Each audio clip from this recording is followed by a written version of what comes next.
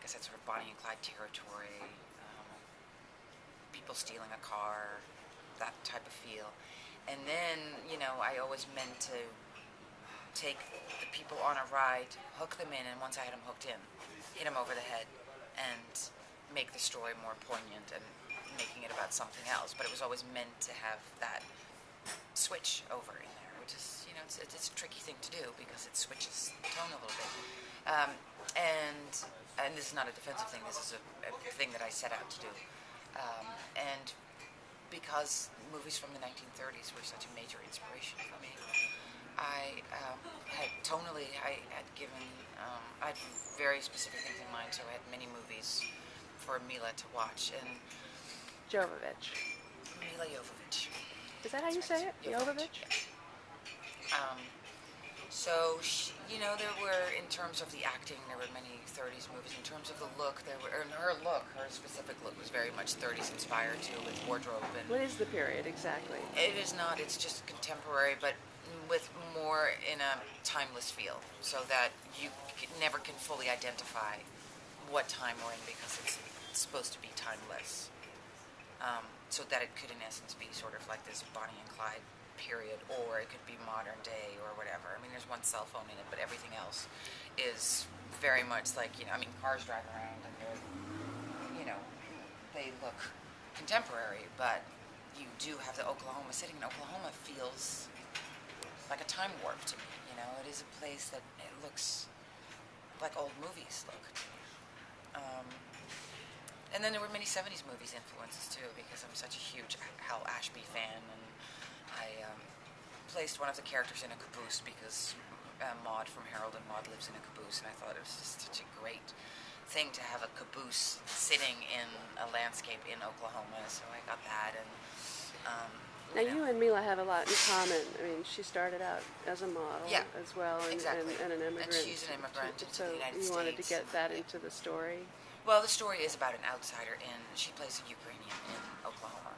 She has a thick accent, and it's definitely supposed to be because I am European, and I was raised in Holland, and I came to New York when I was 19 or something, and I thought I understood America because I lived in New York and went to LA and all that, until I came to places like Oklahoma and realized, no, I don't understand America really, and I am really a foreigner.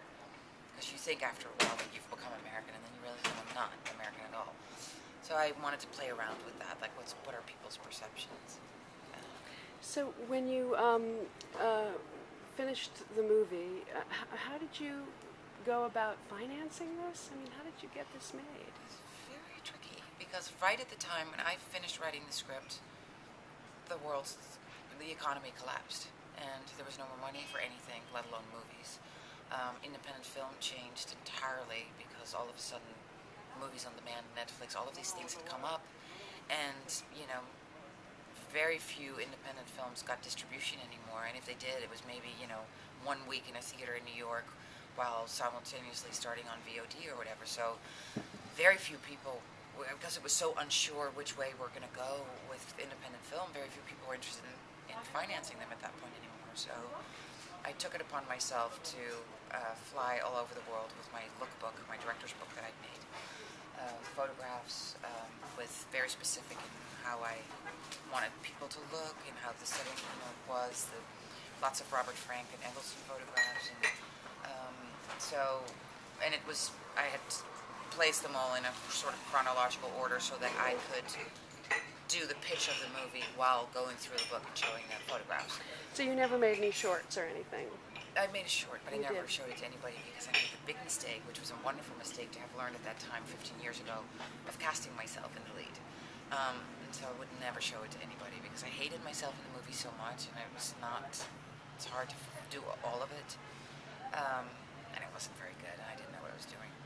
So the only thing I had to show for myself was this lookbook. Mm-hmm.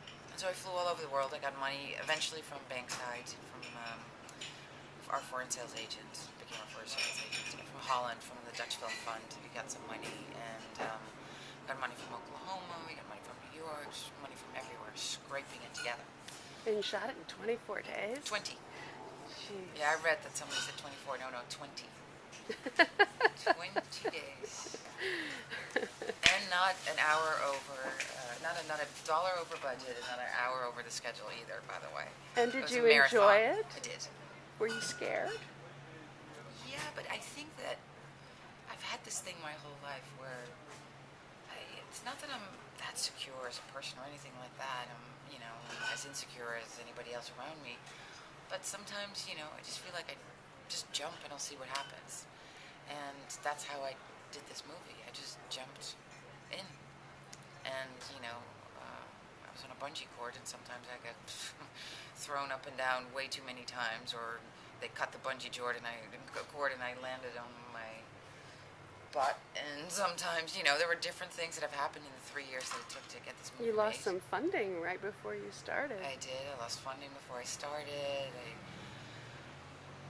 We ran out of film while we were shooting on the last takes on Mila, and I mean, we had just hurdle after hurdle to overcome, but we did it, and it's made, and it's done, and I can't wait to do the next one, and hopefully the next one will be a little bit easier, because, So is this the first time that you've shown it to anyone here? Yes, this is our first screening. It must have been a little nerve-wracking. Yeah, I wasn't there because I'd been told that, you as a filmmaker, you should not be in a market screening with people walking in and out and stuff like that. They're not like No, that's premiere. true. It's absolutely true. I could not have handled it. I'm glad Bankside told me to, because I couldn't have handled it. It's too... Even now, whenever I've shown the film so far to either friends or, just some people in New York that I wanted to show the film to, I just sitting in the back of the theater, like looking at everybody, like, oh no, they're not laughing. Oh no, they don't like the movie. Oh God, they hate this film. And it's like you sit there, and you're sort of anticipating what people feel, and it's really nerve-wracking. It's not fun to sit in your own film as a filmmaker. So you're also in the